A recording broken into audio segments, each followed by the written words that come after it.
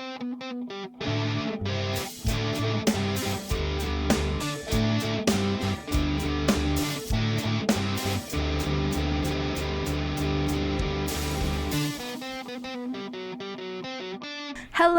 my name is Gray. And my name is Crystal. And this is Busty Asian Beauties, a supernatural commentary podcast where I, someone who has seen this show several times, and I, someone who only knows the show through social media, discuss every single episode of Supernatural from start to finish. Also, we are both Asian. Both Asian. So for today's episode, we will be discussing Season 1, Episode 10, Asylum, written by Richard Hatem, directed by Guy B.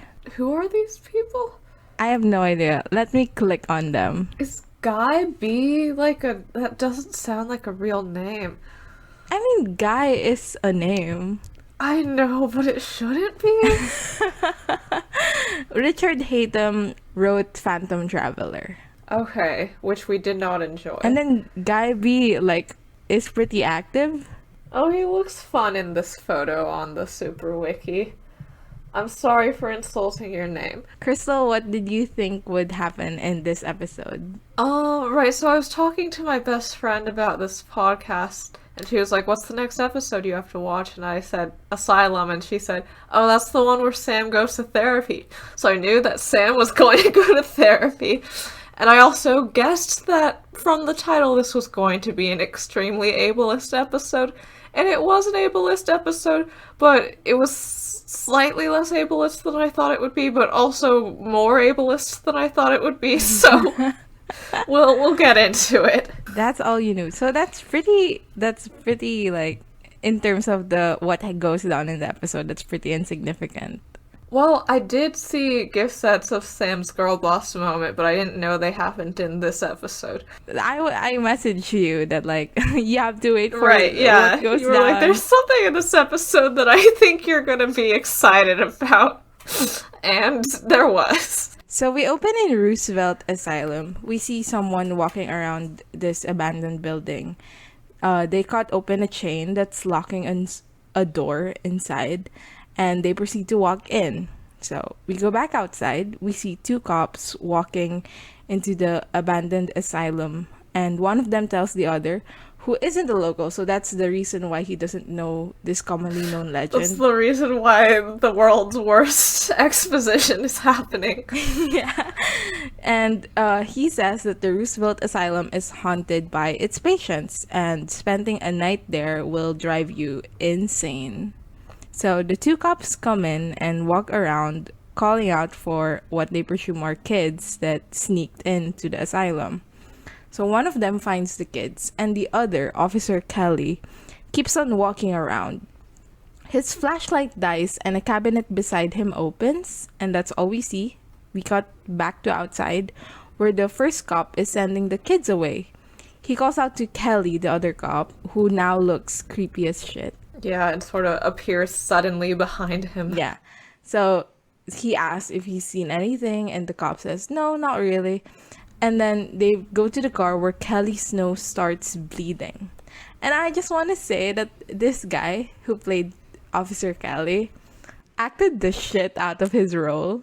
I mean, all he had to do was, look creepy and keep his face still, but I guess he did a good job of being creepy. Yeah, I was kind of freaked out watching him. Even knowing what will go down in this episode, I was like, ooh, creepy. I think you were kind of freaked out because this episode made gratuitous use of suspenseful music. Maybe so. The music is actually, you're right. There is a lot of music, not music cues, but not a stray second went by when it wasn't foreboding music, something's about to happen, oh no, oh no. Yeah. So he comes home, the Officer Kelly comes home and is unpacking his clothes. Well, he removes his jacket and then his gun, he puts it on the table. Are cops supposed to bring their guns home? Is that I just sort of assumed they checked them in at the office before going back. I know that military personnel take their guns home. Oh, Jesus. Okay. Great. I'm sure that never led to a single problem ever. So the wife is like, "You're still not talking to me?" Like, it's obvious that they had a fight and the wife is trying to reconcile. When Kelly Yeah. turns around and we cut to outside of the house where we see two shots. Well, we hear two shots from the gun. So, presumably, one to shoot his wife and then one to shoot himself. That poor woman died in her lingerie, which, you know, is what every woman sleeps in at night instead of comfortable pajamas. Alright, so now we're at a motel room, and Sam's trying to still figure out where John is, but he is not getting anywhere. I just want to say that the motel, the outside shot, you know, like before we go into the motel room, we see the outside of the motel and it's like flickering little neon light and cars passing by. That's my iPad wallpaper. Oh, yeah! because I was like, I want a supernatural related wallpaper, but I don't want it to be so obviously supernatural. So I chose so someone told me that you can put a picture of like a neon light of a motel because that's supernatural core. And I was like, great. I remember in Asylum there's a good shot, so I chose this one. And that's my wallpaper. You're talking to the person whose phone wallpaper is cast fan art on both the lock screen and the home screen, and whose laptop background is also cast fan art. I considered cast fan art wallpaper, but like I didn't want to be like, I know I'm cringe and I am not free, but I don't want people to know that I am cringe and not free. Every time I'm sitting in the front row in class and I pull up my laptop to take notes, everyone behind me is getting a shot of Cass's face. Well, they are very lucky. Right, so Dean says Caleb hasn't heard from him, and Sam says nope, and neither has Jefferson or Pastor Jim, which I think is the first we've really heard about John having friends or Sam and Dean having family friends. I've seen Pastor Jim show up in some Sam fan metas and fan fictions, so I guess maybe we see him again later. He has a full name.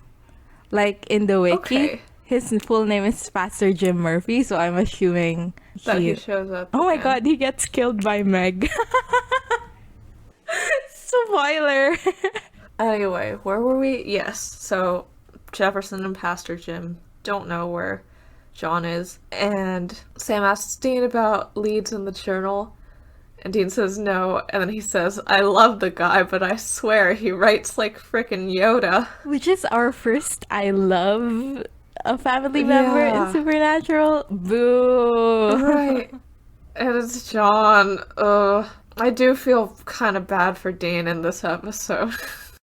I don't. I absolutely do not. We have exchanged roles. Oh no! I cannot be the Dean fan of this episode. I changed my mind. Dean, go cry about your daddy. So Sam keeps pushing Dean to try to find their dad harder, and Dean keeps brushing him off. Sam says, you know, he could be dead for all we know, and Dean says, don't say that. He's not dead. He's and etc. etc. That we get a shot of Dean's cell phone where he just got a text from an unavailable number with coordinates. So it's John being the worst dad in the world. I just can't believe at the end of Home he was like, man, I love my kids and I want to see them so bad, but I can't until I know the truth, but I want them to be safe, and I'm gonna do that by sending them to a place that is haunted where people died. Like, I understand if this was him trying to be like, I'm alive, don't worry about me. But there's a way to say that through the words, I'm alive, don't worry about me, instead of go get yourself killed. God, what a fucker. He's gonna say it next episode. He's gonna say, I love you? No, he's gonna say, I'm alive, don't worry about me. I think he literally says those words. What a bitch. Okay. Right, so there's coordinates, and Dean's looking up the coordinates. Sam says, oh, you think it's Dad? The man can barely work a toaster, Dean, which I think is so funny. This is the only bit of John lore that we need to know. I care about nothing else. He doesn't know how to use a phone, doesn't know how to use a laptop. How does he survive? Wait. Phones are common back in 2005, right? Like, I'm not misremembering that. Yes, but I think texting was maybe not as common.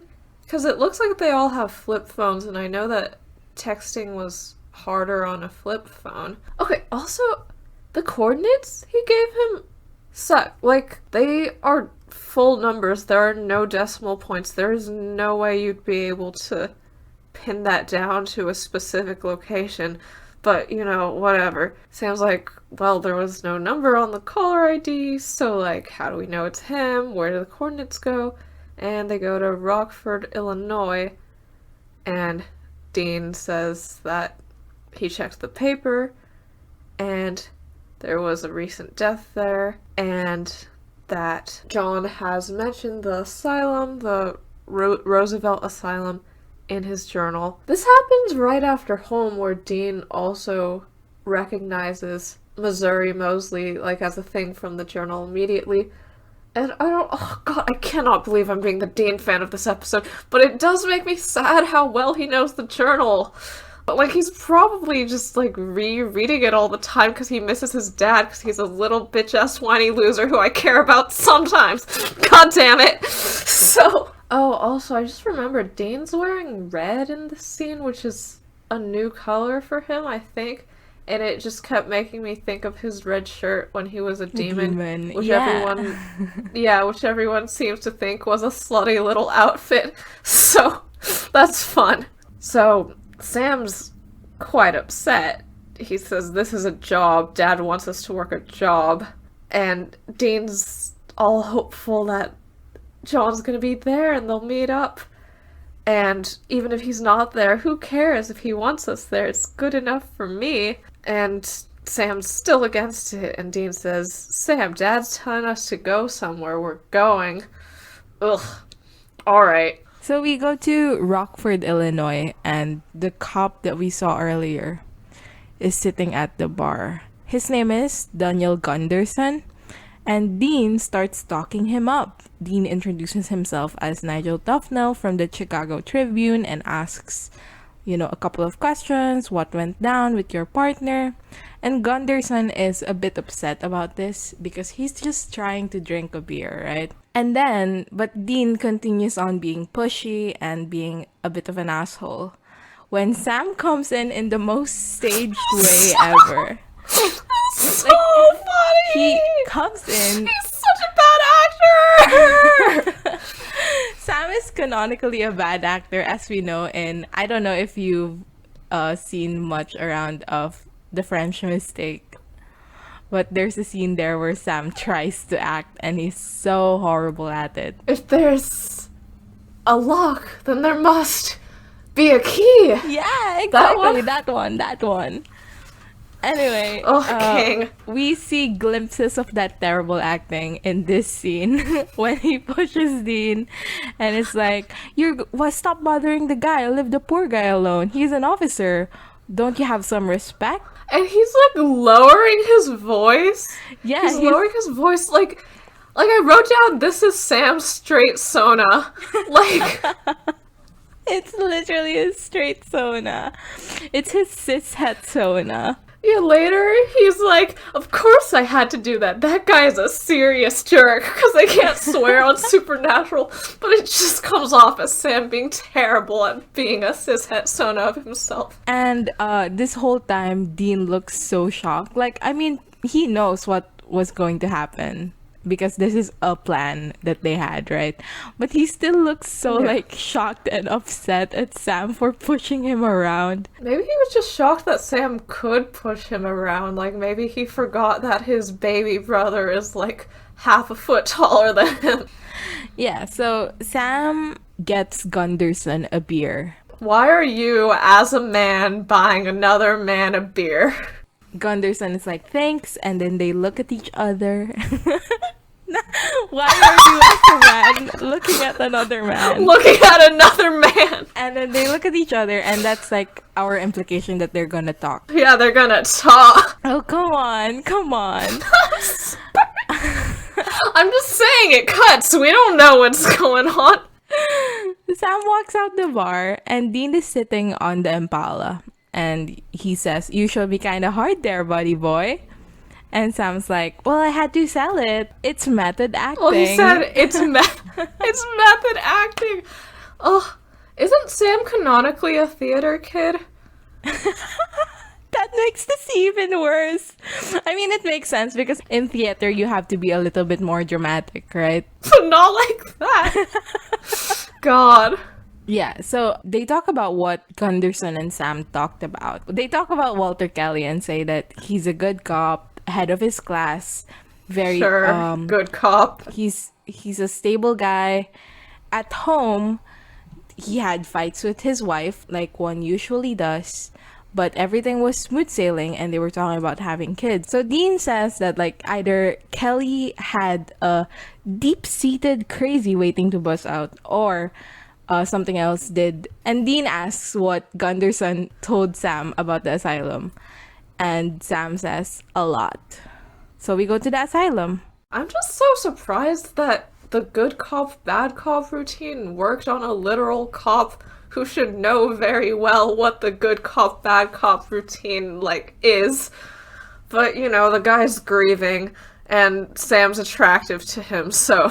Sam was really selling it. Right, so we're at the asylum, and Sam and Dean are jumping over the fence, and Dean does this little, like, wiggly, spinny maneuver over the fence, which I thought was really funny. It was Jensen, right? I don't know. I don't think his face was in shot, so it could have been a stunt actor. Also, this guy last wrote Phantom Traveler, so he's probably into stunt actors jumping over fences. Yeah, that's true. They go into the south wing of the asylum, which Dean recognizes as the place where 2 kids died.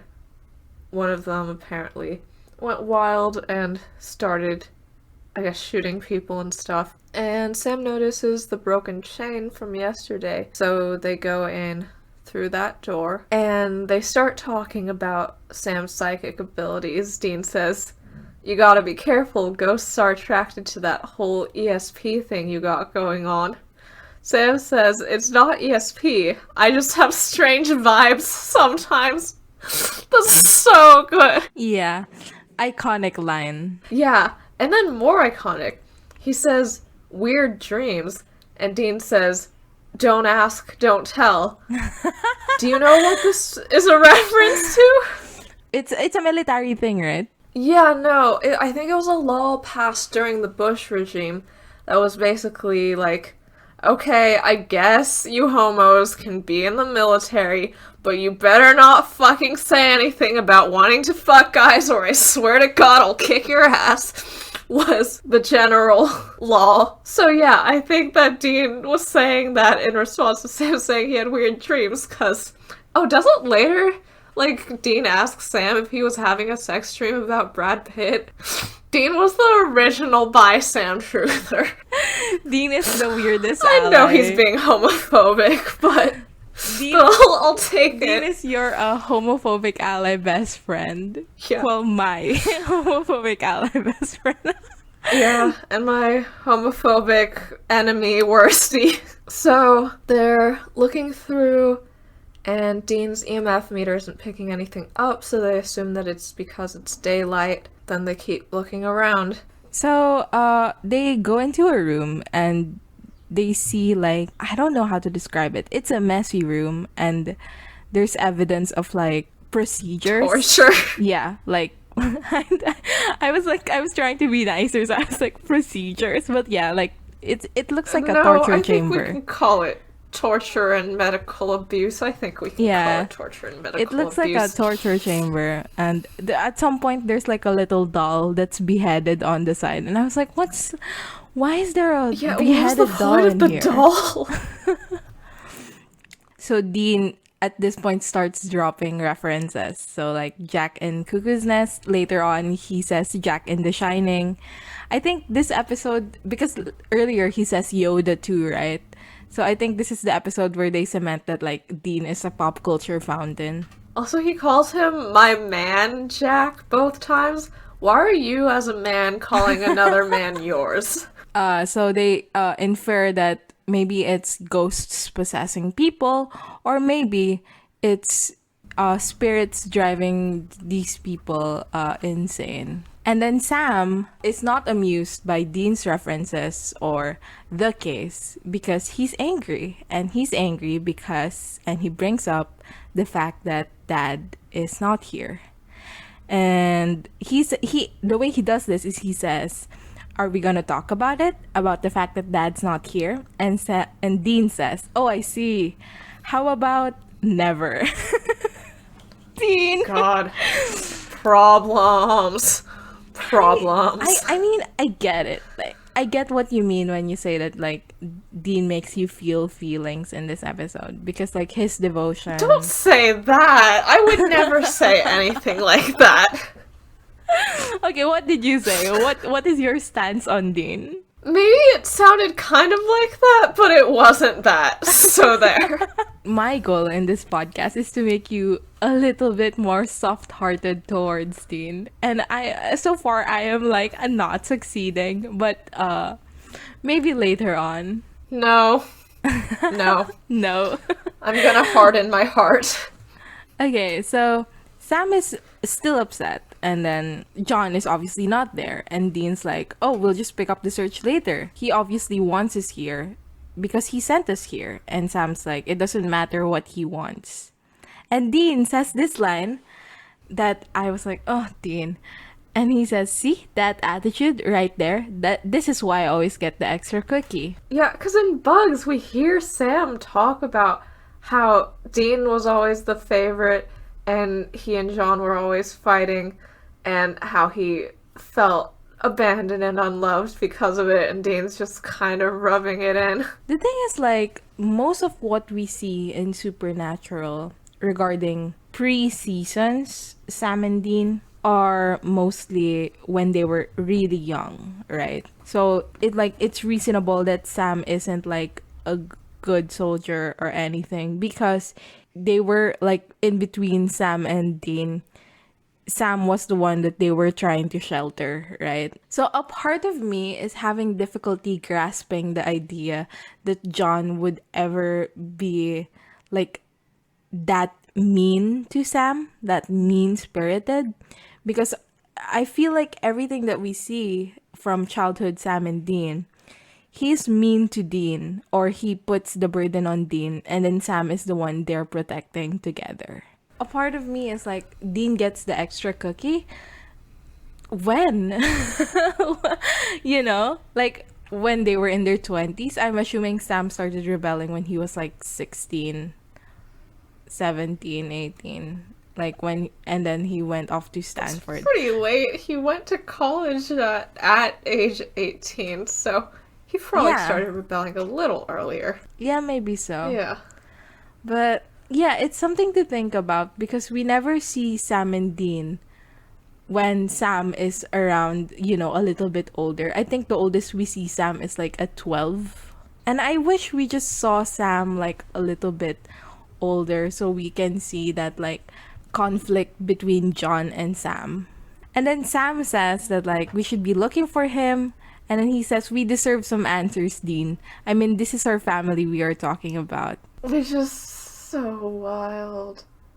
Cause like, oh god, like Sam has fully taken on like the way Dean argues about things. Like he would not have said this in episode 1, but he's getting sucked into the family drama. Dean like empathizes with Sam's frustration that like I understand, but Dad has given us an order, and Sam asks if they should always have to if they always have to follow Dad's orders, and Dean says, "Of course we do." And then they look at each other frustratedly, and then Dean turns away. Dean keeps on looking around the place. He finds a plaque that says Sanford Ellicott. He said that they have to find out more about what happened in the South Wing. So now we're to Sam sitting in a waiting room for some psychiatrist named Dr. James Ellicott, and Dr. Ellicott opens the door, and Sam comes on in. Turns out he's made a last-minute therapy appointment in order to question this guy. They zoom in on the magazine Sam is reading, and it's Men's Health. Why are you as a man reading about other men's health? I do think it's so funny that they zoomed in on the magazine. Yeah. I just, like, why'd they need to do that? Was it product placement? Was it like, I promise you, even though Sam bought a man a beer today, he's still a strong, manly man. He would never read about gardening. This is Men's Health magazine. Well, what's the point? There's a lot of zoom-ins on this episode. They zoom in on the phone when John texted Dean the coordinates. They zoom in on, like, James Ellicott, the sign.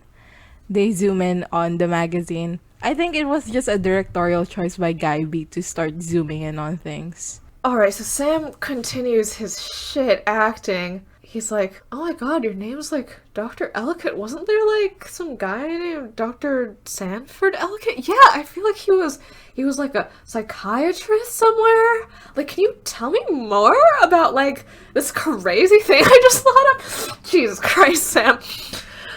This therapist says, yeah, that was my dad. He was at the asylum. And Sam says, wasn't there a thing that happened there? And the therapist isn't really into answering his questions. He asks Sam how he is. And Sam says, things are good. I've just been on a road trip with my brother. And the therapist asks, was that fun? And Sam's face goes through like 12 strange smiles flickering. Multiple stages of emotions. And he says, loads. Like in the worst acting ever.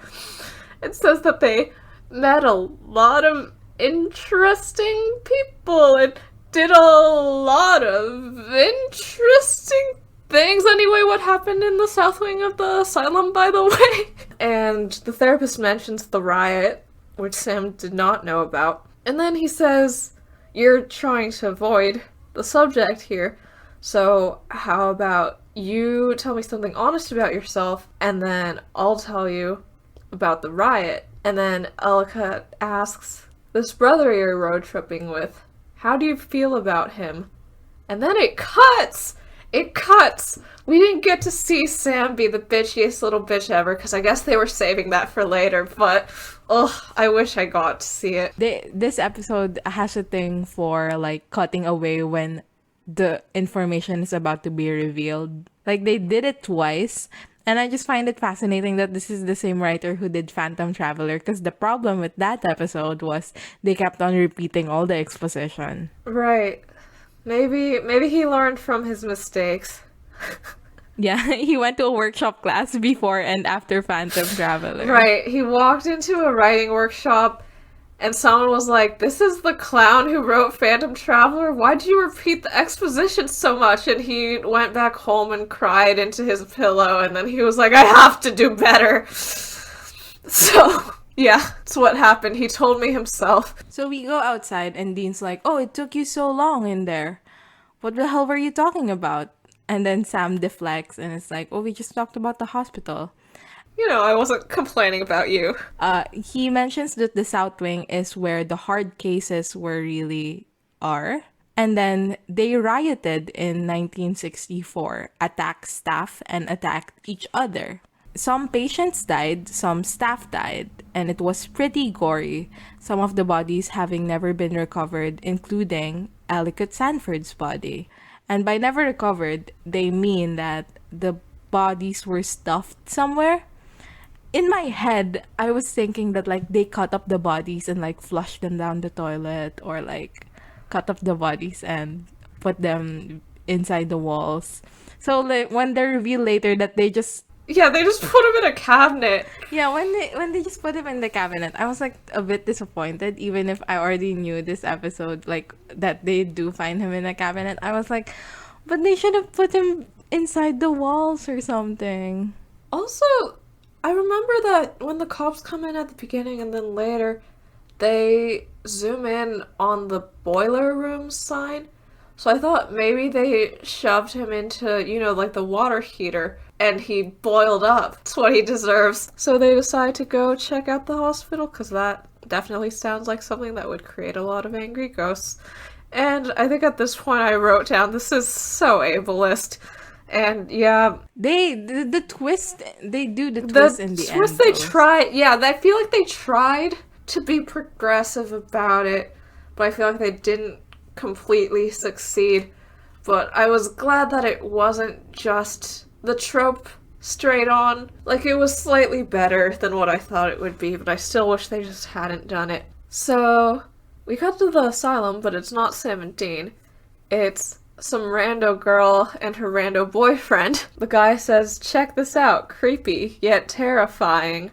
And it turns out he thought that, well, he told his girlfriend that they were here for a movie date, but then he brought her here because he thought it would be fun. He pretends to see something to scare her, and then they keep going. We find out his name is Gavin, and way later I think we find out her name is Kat. But yeah, Gavin decides that he's gonna go down the stairs somewhere, and he goes in, the door slams behind him, and his flashlight fails. And then there's this girl who appears behind him with long hair, and he thinks that it's Kat, and he turns around and he's like, "Hey, sweetie." And then this girl starts making out with him, and then he hears Kat calling, and so it's not her, and he pulls back and, like, starts freaking out. Man, we find out later that these ghosts are trying to communicate with people, so there was, like, literally no need for this part. There was no need. But, I don't know, it feels like writer misogyny, and it also kind of feels like sexual assault, but I guess that's not really how the writers or the character treats it later, so... Gavin kind of treats it like sexual assault. He treats it as, well, I saw it as, like oh my god, an ugly girl kissed me. How will I survive? Yeah, I see what you mean. I guess the writers really didn't think about it that way. But we do writers, so we do think about it that way. So we go to Sam and Dean. They're inside the asylum again. Yeah, at the beginning when Sam and Dean come into the asylum and they leave the first room, the camera cuts to some guy in a straight jacket. Yeah. Right, like jerking his head around, and his eyes look all watery and his face is kind of bleeding. Which I guess, like, at this point they were just showing off the visuals because it doesn't add anything, and it's also like it doesn't add anything. It's also ableist, and it's very much like, ooh, look, a scary, crazy person. Ugh. Yeah, and that's all that happens in that scene. Dean also says psycho killer in this scene, right? Yep, Dean says psycho killer in this scene. Thanks, Dean. We needed that. So, Sam and Dean are in a room, and Sam is looking around with a night vision camera. And when he does a turn, he sees a person through the camera, and then the person, like, starts walking towards him really slowly. But it isn't attacking him. It isn't attacking him at all. And then Dean shoots the thing. Well, specifically, Sam calls out for Dean, who's in another room, and he calls for him to give him the shotgun, and Dean has to open his bag and dig through it to get the gun, and then he shoots the spirit. Like, you're literally going into an asylum where people have died, where you know there's evil spirits around, and you kept the shotguns in your zipped bag, like, with one person in the other room? Are you stupid? Like, they should have one gun each, at least. Yeah, one right? gun each, and you should just have it on you. Like, you would put it in your, like, slutty little thigh holster if you need to hold your flashlight. Yeah, but they need the ghost to creepy crawl towards Sam slowly. So Sam comments that was weird because it wasn't trying to attack him. And Dean says, looks pretty aggro from where I was standing. And I remember this. I remember this line. You know why? Because this was the very first time I heard someone say aggro, like when I was young. And I was like, oh, that's an interesting way to say aggressive. And I started using it because of this episode. Sam figures out that, like, if it wasn't trying to hurt him, then it was trying to do something else. Meanwhile, they hear a noise coming from a room. They inspect it and see the girl from earlier, Kath. And Dean's like, oh, I'm not gonna hurt you. What are you doing here? She does the exposition that, like, her boyfriend thought that this was a date. She heard Gavin scream in the distance. And Dean's like, oh, you have to leave now. But she was like, oh, I'm not gonna leave without Gavin. So I'm coming with you guys. Very brave. I would have just left my boyfriend. Right, especially because later in the episode, she says, after we get out of this, we are so breaking up. Like, this is already her ex-boyfriend in her mind. I would have been out of there. Yeah, so they split up. Sam is on his own looking for Gavin, and Kat is with Dean, also looking for Gavin. Dean has a little exchange with Kat where he says, you've seen a lot of horror movies, so the next time you see one, pay attention and stay away from haunted places, which felt a little bit out of character. Like, it felt too much like they were trying to make a joke. Like, it felt like the writer going, oh, yeah. Is it kind of unrealistic if kids go in here because we've seen horror movies? Is it stereotypical? I guess it is. Let's just call it out and then it would be fine. So Sam eventually finds Gavin unconscious on the ground, and he wakes him up and tells him that they found Kat. And Gavin tells Sam that there was some girl whose face was all messed up who kissed him but didn't hurt him physically. Sam says, she didn't hurt you physically? And Gavin says, dude, she kissed me. I'm scarred for life. And also earlier he said that her face was all messed up. So yeah, like we said, for me it came off more like an ugly girl kissed me. Oh no. When that, is not really the issue with that situation. And then Gavin says that she tried to whisper something in his ear, but he didn't hear it because he ran away. Meanwhile, Dean and Kat find that Dean's flashlight is dying, so he pulls out his lighter. Kat says, you're hurting my arm, but Dean's not touching her arm. And then they see that there's like a hand on its own that's clutching her arm, and she gets dragged into another room, and the door slams and they can't get it open. Dean tries opening the door that Kat is in, but he can't. He has a crowbar and everything, and he can't open it. So Sam goes rushing in with Gavin. Sam says that it's not going to hurt you. It's just going to whisper something in your ear, and you have to let it. Kat, inside the room, turns her face to look at the spirit. We cut outside, and it's just silent, and we don't know what's happening. And then the door opens, and Kat goes outside, and she's obviously shaken. She says that the ghost said 137. Sam and Dean realize that it means 137 is a room number, and so they split. Dean going to room 137, and Sam leading Gavin and Kat out of the asylum. Why does Sam always get, like, if he's the protagonist, why does he always get take the people to safety duty while Dean tackles the big bad? Well, because he's younger. I guess, and that's also what gets us the next Kat line. Sam's leading Kat and Gavin out, and she asks about the ghost stuff. Sam says that this is their job, and Kat says, why would anyone want a job like that? Sam makes a joke about having a crappy guidance counselor. Ugh. which is so sad. He was gonna be a lawyer. Okay. And Kat says, and Dean, he's your boss? Sam is like, no. Because Dean's been ordering Sam around. He's been telling him what to do this episode, so that's the conclusion Kat is drawing, and Sam is not happy about it. Meanwhile, Dean is making it into room 137, and it's a mess. It looks like an office, and he's looking through some papers. Sam and Gavin and Kat have made it to the end of the hallway, but all the doors are locked, and the windows are barred, and they realize that there's something here that doesn't want them to leave.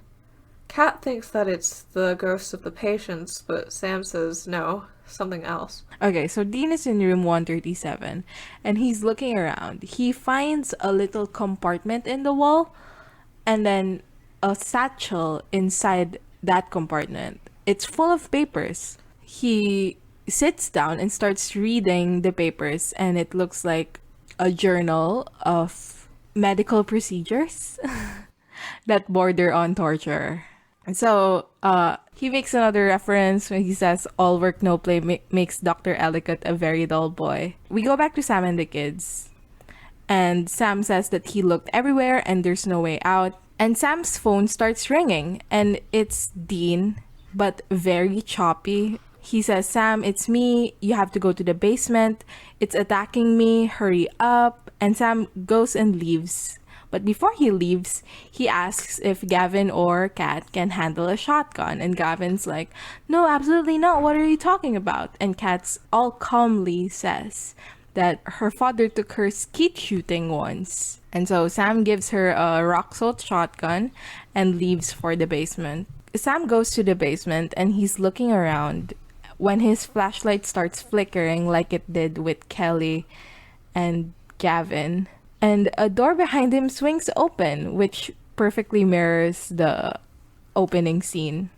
He walks around some more, and an old man goes up to him and says, don't be afraid, I'm going to make you all better, and grabs his head, and then it starts like electrifying him. Yeah, the special effects look really goofy here. Sam's face, it's so like, it's so obvious that he's not being electrified, but whatever. Like, I mean, of course he's not being electrified. And also, like, this old man's face straight up looks like a Halloween mask you would get from Party City. I guess, again, they picked it up with the wig and the 2 plastic spiders for bugs. It was a one-time investment. Everything that they use in the show, they bought in season 1. So we're back to Kat and Gavin. And she says, hey, Gavin, if we make it out of here alive, we are so breaking up. Which I thought was fun. I know that they're absolutely making Kat, like, a cool girl. My dad took me shooting. I'll be calm and hold a gun. Like, without giving her that much emotional depth. But it's working on me. I think she is a cool girl. Yeah, they hear something around the corner, and Kat shoots, but it's Dean. Was this this was Assault Round's gun, right? Yes. Okay, so Dean wouldn't have died. Wouldn't it be so funny if Dean just died randomly in the middle of this episode? 2 episodes from now, that's exactly what's gonna happen. Oh, is that Faith in 2 episodes? Yes, it's episode 12. Oh, that's soon. Wait, is Road 666 right after Faith? Yes. Oh my god, wait, that makes Road 666, like, so much... Okay. Wow, okay. Man, alright.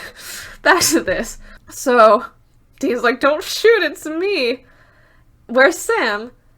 And they tell him that Dean apparently called Sam to the basement. So Dean knows something is up. So he grabs some weapons and he heads down. And Sam appears right in front of Dean suddenly, the way Kelly suddenly appeared behind Gunderson. And Sam says, I think something lured me down here, and Dean says that Dr. Ellicott had some secret room down here where he was experimenting on his patients in a really awful way. Sam, who I suppose is somewhat possessed, is pretending to be a medical abuse apologist when he says, but it was the patients who rioted. And Dean's like, yeah, but they were rioting against this guy because he was doing rage therapy on his patients, which made him worse. And Dean thinks that that's what he's been doing to all the other people here who started suddenly murdering people after they came here. And they've got to find his bones and burn them. Sam is trying to tell Dean to give up, to not find the bones. Sam says, I don't know, it sounds kind of, and Dean says, crazy. And Dean says, yeah, exactly. Yeah, like I think the patients dragged him down here into his exam room. So, despite the fact that we just got, like, the twist that sort of would have made this not that ableist, they immediately step that back by having Dean make a joke about the patients being crazy. Fun. Dean sees that there's a hidden door and is about to open it, and then Sam points his gun at Dean, and his nose starts bleeding, and he says, step back from the door. Hi, Sam. Hi, Sam. Hi, Sam. So Sam is pointing the gun at Dean, and Dean's like, put the gun down. And Sam asks, is that an order? Hi. Go, Sam! Hi. Yes! This whole scene is so exciting. And right. Should we read out loud our Discord messages during this scene? Yeah, go later when it ends. Yeah, okay. And then Dean is like, no, it's more a friendly request. And Sam's like, I'm getting pretty tired of taking your orders. And Dean starts saying that, like, oh, Ellicott did this to you. I knew it. And Sam's like, for once in your life, just shut your fucking mouth. He should have said fucking, by the way. He should have said fucking. Dean's like, oh, you're gonna shoot me? Is that what you're gonna do? But the gun is filled with rock salt. It's not gonna kill me. And then Sam shoots him in the chest and says, it's not gonna kill you, but it's gonna hurt pretty bad. Oh, and he looks so good. He looks so good with his bitchy little face and his bleeding nose and his shotgun. Like, hi. Anyway, so yeah, our Discord messages during this scene are, bite him, Sammy, kill him. And then you said, yeah, shoot him. And then I said, end his life, blood on his face, natural bitchy little girl boss. So yeah, we enjoyed this. I totally enjoyed this. So Dean is on the floor and he's gasping for breath. And Sam stands over him. Dean says that if we just burn the bones, then you'll be back to normal and everything would be fine. And Sam says, I am normal. I'm just telling you the truth for the first time. Why are we even here? Because you're following Dad's orders like a good little soldier? Because you always do what he says without question? Are you that desperate for his approval? The difference between you and me is I have a mind of my own. I'm not pathetic like you. Hi, Sam. And this whole time, he's like waving the gun around and he's pointing it to his head, and he looks so, I don't know. It's such so a scene. good. So he says, "Oh, are you gonna kill me?"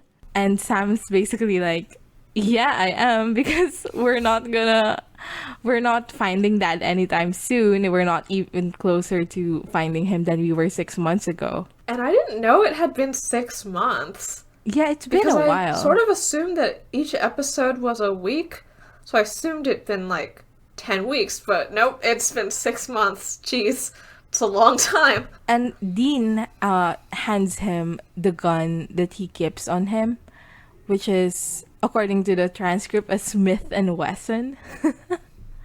And he says, take it. Real bullets are gonna work a hell of a lot better than salt bullets. Sam takes the gun and he points it at Dean's face.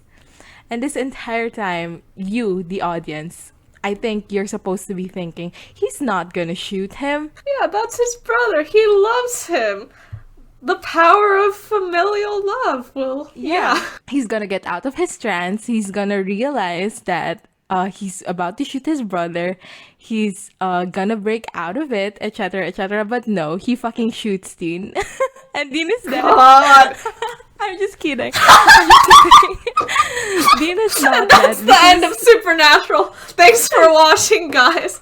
This is the end of Supernatural. Dean is just dead on the floor because Sam shot him. But no, he didn't. He shoots him, but the gun is empty. Like behind Dean, we hear slow clapping and we pan over and it's Chuck. And Sam's like, "Who the fuck are you?" And Chuck's like, "You did this a lot faster than I thought you would. But hey, it's a good story." Yeah, Chuck was like, I was betting for 15 more years of this, but you just did it in 1 year. You just did it in 6 months. Good for you. Right. Yeah, can I buy you a beer, Sam? And then Sam says, why are you as a man buying me a beer? And that's the end of Supernatural. And then Dean stands up and knocks Sam out, and it's like, do you think I would give you a real gun, loser? And I was like, oh, he should have shot you.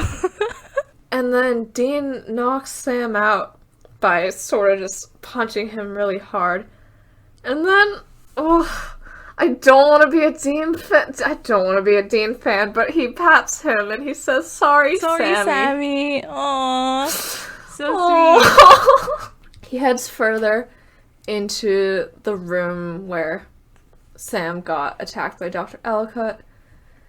And he finds a cupboard, and he opens it, and there's Dr. Ellicott's body, looking real dehydrated, and apparently quite smelly. And Dean's like, ugh, gross. And he starts salting the body and covering it in kerosene, but then this bed flies across the room and knocks him over, and then Dr. Ellicott shows up, and that shitty electricity effect happens again, and he's all, don't be afraid, I'm going to help you. I'm going to make you all better. And while he's doing that, Dean struggles and finds his lighter, turns it on, and throws it at the body. And as he starts to burn up, the spirit lets go of Dean and also burns up and crumbles down. And then Sam suddenly wakes up, and Dean says, you're not going to try and kill me, are you?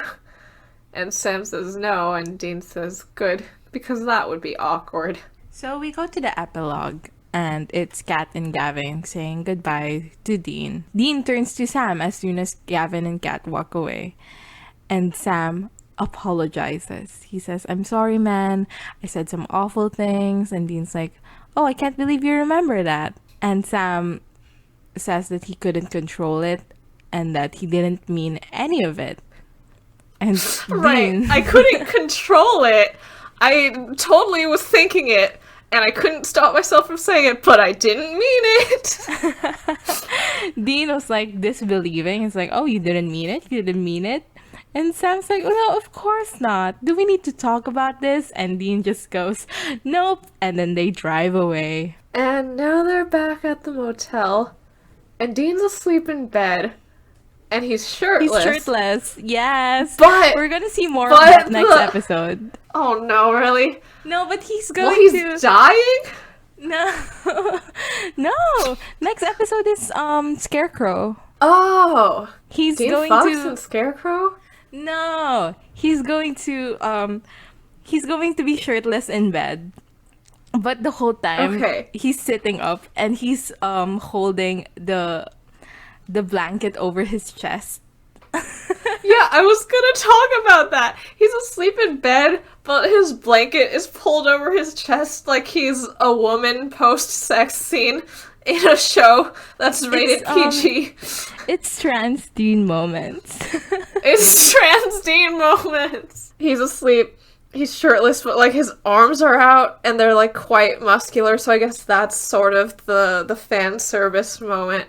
And then we pan over to Sam and he's in the purple dog shirt. Slay. Is this the first time we see the purple dog shirt? Yes, I think so. It's the first purple dog shirt appearance. Love that shirt. And a phone starts ringing. It's Dean's. Dean's still asleep, so Sam picks it up and says hello. And then he looks shocked and he sits up in his bed and he says, "Dad?" And that's the end of the episode. Yes. So, what did you think about this episode? Again, like, they tried to be sort of progressive by putting a twist on the way asylums are used in horror, and then they failed. Yeah. Yeah, But, I would say... I don't know, I thought Cat was fun. Like, I enjoyed the side characters in this episode. I feel like they provided some decent comic moments. And Sam going off and having his little blood on his face, bitchy little tapping the gun against his head when he says he's got a brain and a mind of his own thing. That was good. I enjoyed that. Last episode, because we really enjoyed that one, right? This episode I enjoyed a little bit less, but I was still having fun. Like, yeah. It wasn't the Sam and Dean moments are good. And also the cliffhanger. I think this one is the what do you call it? You know, the mid-season break. So this is the episode before that. Or maybe not. Maybe they were just doing the cliffhanger for no reason. I don't know. It's a fine episode. It was exciting. I literally was screaming. Like, I was like, ah! On the scene that we were raving about on Discord. It was so much fun. Anyway, best line. What's your best line? That's the difference between you and me. I have a mind of my own. I'm not pathetic like you. Yeah, fuck. It's such a good line. I would say I like the... just every single time they hammer home the fact that Dean is kind of Sam's boss. Like, or is that an order? Are you gonna take an order? When Kat says, "Is Dean your boss?" Even if it's a funny line, like, it's been on my mind this week, so maybe that's why I'm bringing it up in relation to this episode. But I've been thinking about the concept of Sam, like, when he's alone, he's very much a leader type. Like, we see it later on when he's chief in season 14. Right? Yeah, he's very much a leader type. And it's interesting to see, but whenever he's around his family, they become his boss. Like, with John is his boss, and with Dean is his boss. And it's fascinating that in early season, Sam fights back to that. Like, this entire episode is about Sam. Well, the highlights of this episode is about Sam fighting back against Dean, bossing him around, and John telling them what to do. And then later on, he loses that fire. And it makes me... it makes me sad to think about. So, it's been on my mind. So, I'm choosing that as my best line every single time it's pointed out that Sam is kind of subservient to John or Dean. What's your worst line? I feel like basically any of the ableist things said in this episode. Not a line, but I really didn't like the straitjacket because I thought it was pointless. It's an honorary line. I'm giving it honorary line status just for the sake of being the worst line in the episode. Okay, so IMDb rating. What's your guess? I feel like it was a little bit better than Phantom Traveler, which was an 8.2, so I'll give it like an 8.3. Yeah, it's not this 8. Bloody Mary was an 8.4, right? Yeah. Okay, I'll give this an 8.3 as well. Oh my god, what if we're right? Holy... No, that's Sam interrupted. We're never right. 8.5? We're never right. It's 8.5? Well, why? What did they like so much about it? Like, you'd think at that time they'd at least be like, this horror trope is kind of tired. Maybe the brother moments were good. That's true. Yeah, they saw Sam were. with his little bloody nose, and they were like, how can I not give this a 10? Wait, I'm going to check, because last episode was 8.9, right? This is rated better than Bloody Mary. Yeah, the Bloody Mary. I just saw a picture of Jared Padalecki on IMDb, and I did a double take because I forgot Sam wasn't a person. Oh, this person says, I've been waiting for the Supernatural team to do an episode set in an old-fashioned mental asylum. as they form the absolute greatest location to enact a creepy and atmospheric horror story. Shut up. What is the deal about their dad at the ending? Me too. Yeah, someone says Dean just looks super cute in this episode. By the way, what happened to the spirits of the patients? Like, are they okay? Are they, like, chilling? Like, maybe they're at rest now that they know that Ellicott's going to hell. Hopefully. They should have just burned the whole place down.